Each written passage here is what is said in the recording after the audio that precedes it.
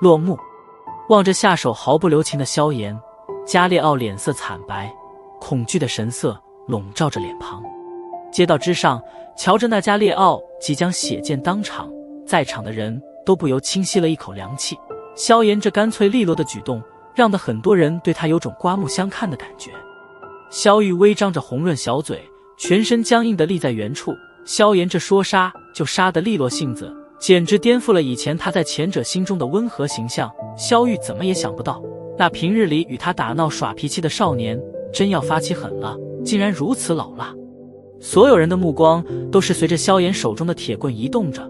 然而就在铁棍距离加列奥脑袋仅有半米距离时，暴喝声却是宛如炸雷一般在街道之上突兀响起。萧家的小子挑战切磋而已，居然敢下如此狠手。